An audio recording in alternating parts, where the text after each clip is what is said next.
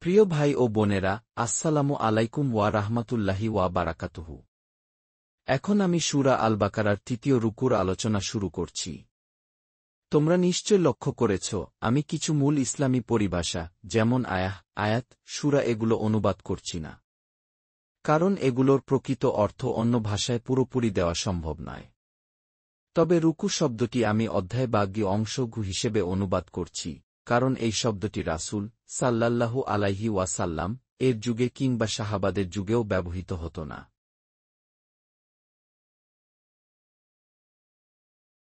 পরে যুক্ত হয়েছে। তাই এটিকে অন্য শব্দে প্রকাশ করায় অসুবিধা নেই। কিন্তু দয়া করে একটি বিষয় খেয়াল রেখো, যেখানে আমি পারাস বা অংশ বলছি, সেগুলো আসলে কুরআনের পারা বা জুজের অনুবাদ। রুকুয়ের বিভাগগুলো সাধারণত খুব সুন্দরভাবে আয়াতগুলোর বিষয়বস্তুর সঙ্গে যুক্ত থাকে, যৌক্তিকভাবে সাজানো থাকে, এটা খুব স্পষ্ট ও যথার্থ একটি বিন্যাস। কিন্তু পারা বা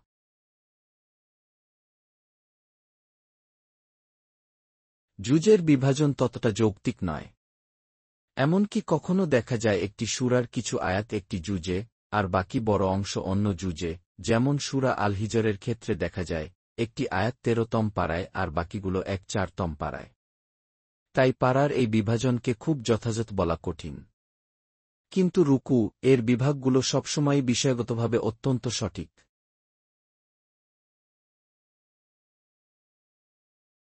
এখন আমি যে তৃতীয় রুকুটি আলোচনা করছি, তা পুরো কুরআনের দাওয়াহ বা আহ্বানের একটি সারসংক্ষেপ, একটি মূল বার্তা তুলে ধরে। শুরুতেই আসে, হে মানুষ! খেয়াল করো, এখানে পুরো মানবজাতিকে সম্বোধন করা হয়েছে। মক্কি সূরাগুলোতে যখন আল্লাহ বিভিন্ন নবীর ঘটনাবলী উল্লেখ করেন, সেখানে নবীরা নিজের জাতিকে ডেকে বলেন, হে আমার কওম! হে আমার জাতি!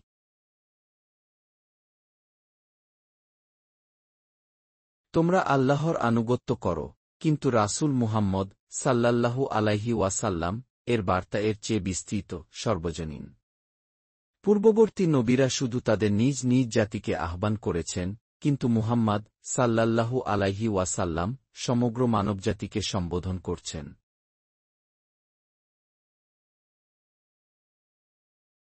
আল্লাহ যে ইবাদতের কথা বলেন, তার প্রকৃত অর্থ হল ভালোবাসার সঙ্গে সম্পূর্ণ আনুগত্য।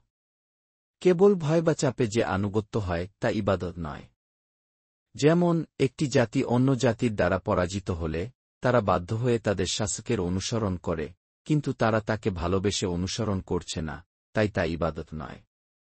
ইবাদত তখনই হয় যখন বান্দা হৃদয়ের গভীর ভালোবাসা থেকে আল্লাহর সম্পূর্ণ আনুগত্য করে।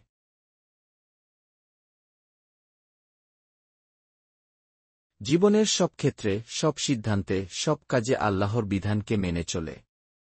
কেউ যদি আল্লাহকে গভীরভাবে ভালোবাসে এবং সেই ভালোবাসার প্রেরণায় তার সকল কাজে আল্লাহর আনুগত্য করে, তবে সে প্রকৃত ইবাদত করছে। এটাই মানব সৃষ্টির উদ্দেশ্য।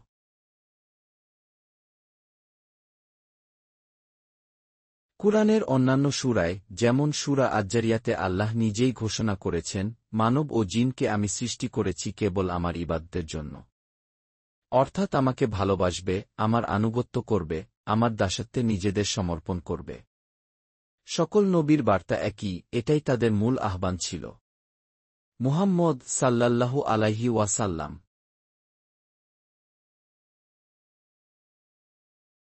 এর বার্তা ও আগের নবীদের বার্তার মাঝে পার্থক্য শুধু একটি, আগের নবীরা তাদের নিজ নিজ জাতির কাছে পাঠানো হয়েছিলেন, আর মুহাম্মদ সাল্লাল্লাহু আলাইহি ওয়াসাল্লাম সমগ্র মানবজাতির জন্য।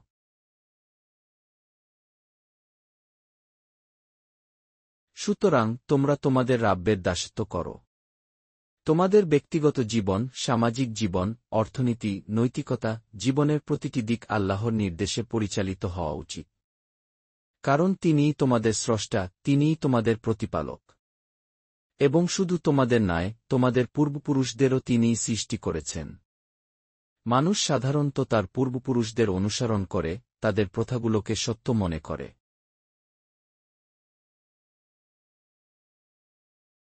কিন্তু আল্লাহ বলছেন, তোমাদের পূর্বপুরুষরাও আমারই সৃষ্টি, তারা ভুল করতে পারে, ভুলের অনুসরণ করা উচিত নয়।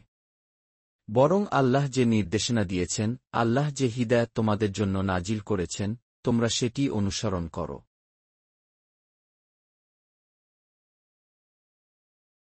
এভাবে তোমরা তাকওয়া অর্জন করতে পারবে, অর্থাৎ আল্লাহর অসন্তুষ্টি থেকে নিজেকে রক্ষা করতে পারবে। কেয়ামতের শাস্তি, জাহান্নামের আগুন থেকে নিজেকে বাঁচাতে পারবে। যে আল্লাহ তোমাদেরকে এই ইবাদতের আহ্বান করছেন, তিনি সেই সত্তা যিনি তোমাদের জন্য পৃথিবীকে বিছানার মতো সমতল ও আরামদায়ক করে দিয়েছেন।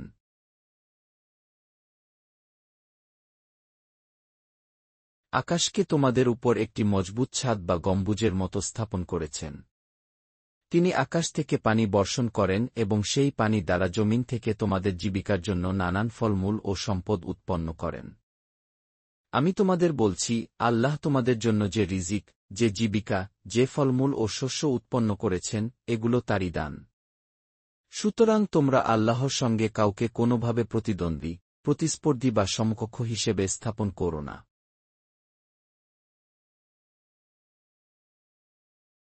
আল্লাহর মতো কেউ নেই, আল্লাহর সমান কেউ হতে পারে না, কেউই তার প্রতিদ্বন্দ্বী নয়। তোমরা তার বান্দা, আর বান্দার হওয়া উচিত শুধু তারই জন্য, তারই আনুগত্যে, তারই দাসত্বে। মানুষেরা পরস্পর সমান, সবাই আল্লাহর বান্দা, আর পরস্পরের ভাই।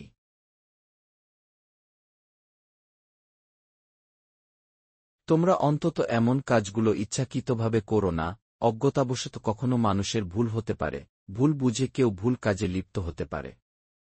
কিন্তু জেনে বুঝে, ইচ্ছা করে, উদ্দেশ্য ঠিক করে, এটা তোমরা কখনো করো না।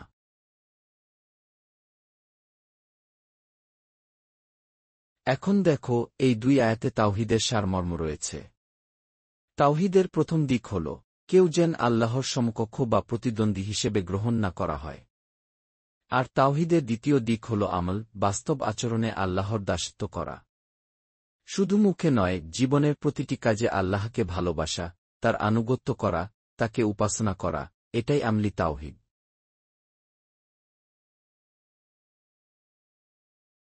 কুরআনের মূল আহ্বান, আল্লাহর একত্বে বিশ্বাস করা এবং হৃদয়ের গভীর থেকে তার আনুগত্যে নিজেকে সঁপে দেওয়া।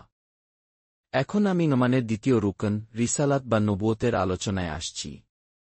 বিশেষ করে মুহাম্মদ সাল্লাল্লাহু আলাইহি ওয়াসাল্লাম এর প্রসঙ্গে কুরআনের বক্তব্য দেখি।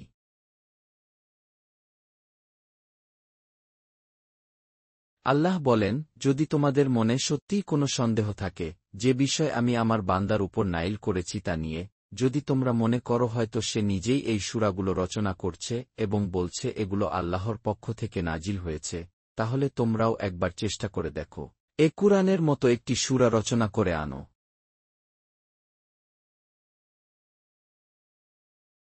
কুরআনের সূরাগুলোর কিছু খুবই ছোট, 3 আয়াতের সূরাও আছে।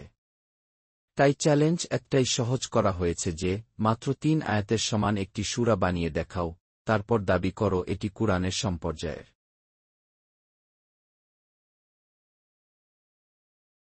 আর তোমরা তোমাদের সব সাহায্যকারী, সব সাক্ষীদের ডেকে আনতে পারো, আল্লাহ ছাড়া। জিনদের সাহায্য ডাকো, কারণ সে যুগে অনেক কবিয়াদুকর জিনদের সহায়তা পেত।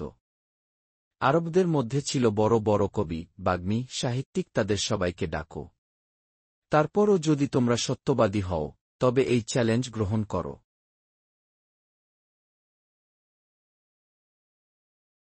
কিন্তু বাস্তবতা হল, তোমরা সত্যিই কোনো সন্দেহে নেই। তোমাদের অন্তর জানে, এ কুরআন কোনো মানুষের রচনা হতে পারে না। এই আপত্তিগুলো কেবল মুখের কথা, অজুহাত ছাড়া আর কিছুই নয়। তাই কুরআন বলে, যদি তোমরা সত্যবাদী হও, এই চ্যালেঞ্জ গ্রহণ করো।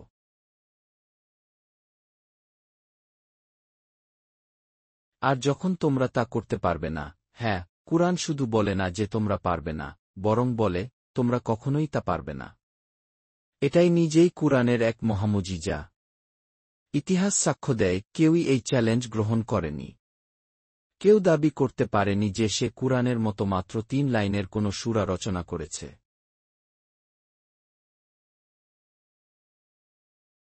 যখন তোমরা তা করতে পারবে না, তখন তোমাদের উচিত জাহান্নামের আগুন থেকে নিজেকে বাঁচানোর চেষ্টা করা, সেই আগুন যার ইন্ধন হবে মানুষ ও পাথর। কেন পাথর? কারণ তারা যেসব পাথরের মূর্তিকে উপাসনা করত, সেগুলোও তাদের সঙ্গে নিক্ষিপ্ত হবে।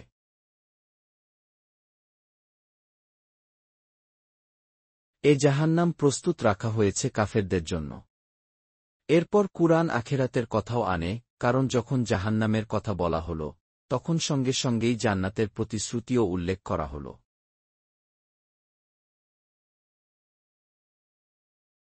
হে মুহাম্মদ, তুমি সুসংবাদ দিয়ে দাও, যারা ঈমান আনে এবং সৎকর্ম করে, তাদের জন্য রয়েছে জান্নাতের বাগানসমূহ, নদীগুলো তাদের নিচ দিয়ে প্রবাহিত হবে। তারা যখন জান্নাতের ফল পাবে, তারা বলবে, এ তো ঠিক সেই ফলের মতো, যা আমরা দুনিয়ায় খেতাম।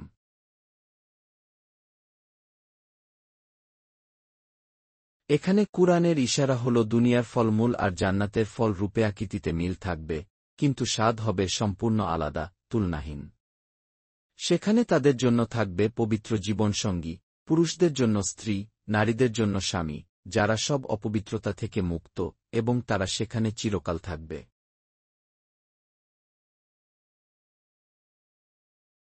এটাই ঈমানের তিনটি মূল স্তম্ভ: ১. আল্লাহর একত্বে বিশ্বাস, ২. আল্লাহর রাসূলদের প্রতি বিশ্বাস, বিশেষ করে মুহাম্মদ সাল্লাল্লাহু আলাইহি ওয়াসাল্লাম এর নবুয়ত এবং কুরআনের মুজিজা, ৩. আখেরাতে বিশ্বাস, জান্নাত ও জাহান্নাম।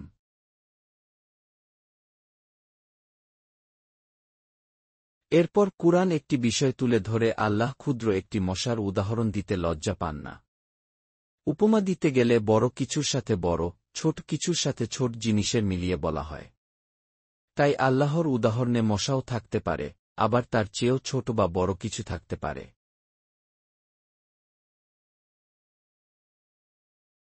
কারণ দুনিয়ার আগুন ও আখেরাতের আগুনের নাম একই হলেও স্বভাব, শক্তি, বাস্তবতা সবই ভিন্ন। দুনিয়ার ফলের নাম আর জান্নাতের ফলের নাম এক হলেও স্বাদ সম্পূর্ণ আলাদা। মুমিনরা এসব উপমা শুনে জানে এগুলো সত্য, তাদের রবের পক্ষ থেকে এসেছে। কারণ মানুষের রূহ সত্যকে চিনতে পারে।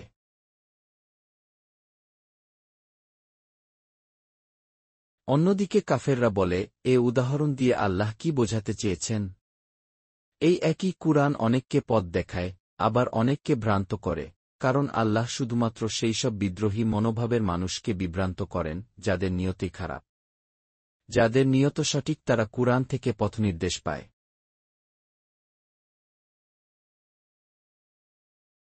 এরপর কুরআন বলে ফাসিকরা কারা? যারা আল্লাহর অঙ্গীকার ভেঙে ফেলে, যে অঙ্গীকার আদম সন্তানের রূহ থেকে নেওয়া হয়েছিল, আমি কি তোমাদের রব নই? তারা বলেছিল, জি হ্যাঁ, অবশ্যই।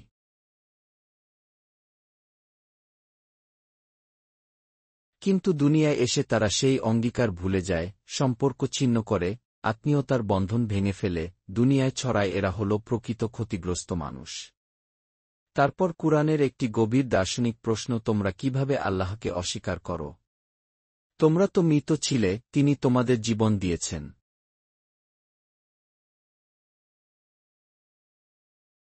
আবার মৃত্যু দেবেন, তারপর পুনরুত্থান ঘটাবেন। এ দুনিয়ার আগের অবস্থা যেখানে আমরা শুধু আত্মারূপে ছিলাম, সেটি ছিল মৃত্যুসদৃশ। দুনিয়ার ঘুমকেও নবী সাল্লাল্লাহু আলাইহি ওয়াসাল্লাম বলেছেন মৃত্যুসদৃশ।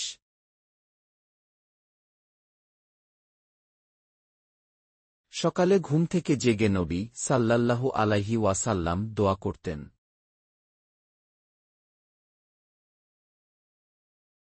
সমস্ত প্রশংসা আল্লাহর জন্য, যিনি আমাকে মৃত্যু পরবর্তী জীবনের মতো আবার জাগিয়ে তুলেছেন।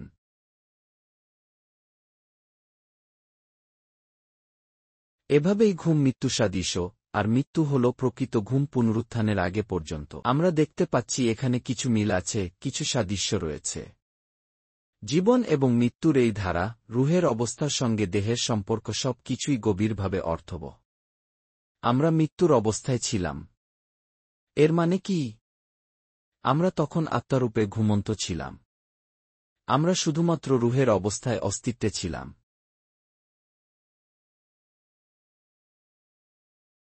দেহ আমাদের সঙ্গে ছিল না। এরপর আল্লাহ আমাদের এই দেহ দিয়েছেন, এই দুনিয়ায় আমাদের পাঠিয়েছেন। আমরা এসেছি এই দেহ এবং আত্মা নিয়ে। এরপর আমরা মৃত্যুর মুখোমুখি হব।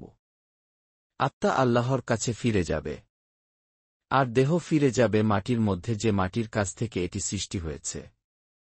এবং তারপর আল্লাহ সুবহানাহু ওয়া তাআলা আবার আমাদের পুনর্জীবিত করবেন সেই মাটির মাধ্যমেই। এইভাবে মানুষের জীবনের ধাপগুলো গঠন করা হয়েছে।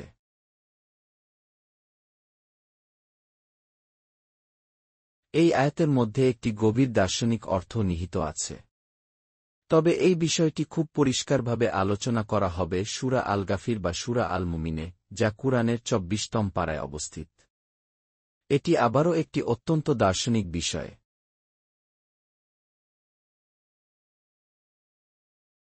আল্লাহই মানুষের জন্য পৃথিবীর সবকিছু সৃষ্টি করেছেন। এটি খুবই গুরুত্বপূর্ণ, কারণ মানুষ আল্লাহর সৃষ্টির কেন্দ্রবিন্দু। আল্লাহ এই মহাবিশ্ব সৃষ্টি করেছেন মানুষের জন্য। এ কারণে নবী সাল্লাল্লাহু আলাইহি ওয়াসাল্লাম বলেছেন, এই দুনিয়া তোমাদের জন্য সৃষ্টি করা হয়েছে, আর তোমরা আখেরাতের জন্য সৃষ্টি হয়েছ। এই বিষয়টি পরবর্তী অংশে আরও বিস্তৃতভাবে আলোচনা করা হবে।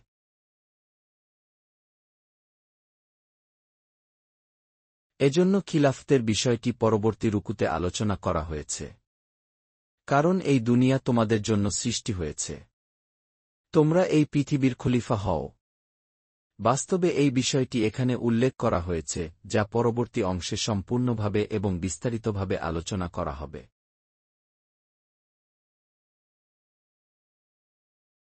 তারপর আল্লাহ আকাশের দিকে নির্দেশ দিয়েছেন এবং সেটিকে ৭টি আকাশে ভাগ করেছেন। আল্লাহ সবকিছু জানেন। সবকিছু তার জ্ঞানে রয়েছে।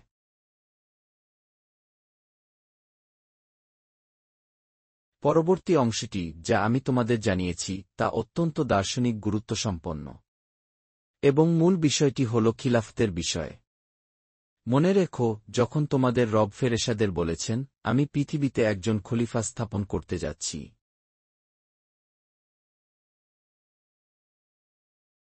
তারা বলেছিল, আপনি কি এমন কাউকে স্থাপন করবেন, যিনি সেখানে করবেন এবং রক্তপাত করবেন?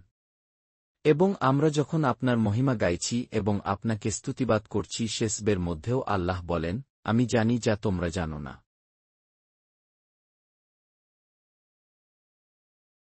তুমি বুঝতে পারছ কেন আমি খলিফা স্থাপন করতে চাই? এতে কি সার্থকতা আছে? তোমরা তা উপলব্ধি করতে পারবে না। তোমাদের কাছে সমস্ত জ্ঞান নেই। আমার জানা আছে। আমি এটি ঠিক করেছি।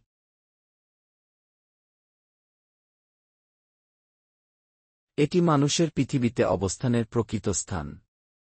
এবং মূল পার্থক্য হল, আধুনিক সভ্যতা মানুষের অবস্থানকে পশুর সমতুল্য হিসেবে হ্রাস করেছে। পশু আর মানুষের মধ্যে কোনো মৌলিক পার্থক্য নেই, কেবলমাত্র পরিমাণগত পার্থক্য আছে, গুণগত নয়। শুধু একটু বেশি উন্নত পশু, এটাই সব। কোনো পার্থক্য নেই।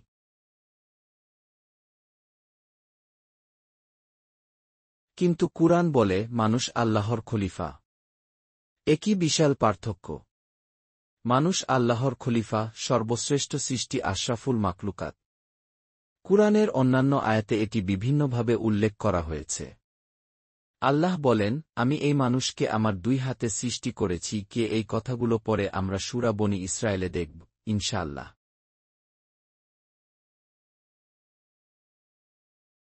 এটি প্রথম দার্শনিক বিষয়। মানুষের মর্যাদা অত্যন্ত উচ্চ। তিনি পৃথিবীতে আল্লাহর খলিফা। দ্বিতীয় বিষয় হল, এই খিলাফতের ভিত্তি হল আল্লাহ যে জ্ঞান আদমকে দিয়েছেন। আল্লাহ আদমকে সবকিছুর নাম শিখিয়েছেন।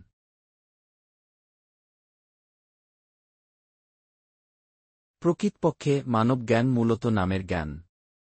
মানুষ কোনো সত্য বা তথ্য আবিষ্কার করে এবং সেটিকে একটি নাম দেন। এই নামের মাধ্যমে মানবজ্ঞান বিকাশ পায়। প্রতিটি বিজ্ঞান তার নিজস্ব পরিভাষা বা টার্মিনোলজি দ্বারা এগোয়। যদি কোনো ব্যক্তির কাছে সেই বিজ্ঞান বোঝার জন্য মৌলিক ও গভীর ধারণা না থাকে, সে তা অনুধাবন করতে পারবে না এবং এগোতে পারবে না।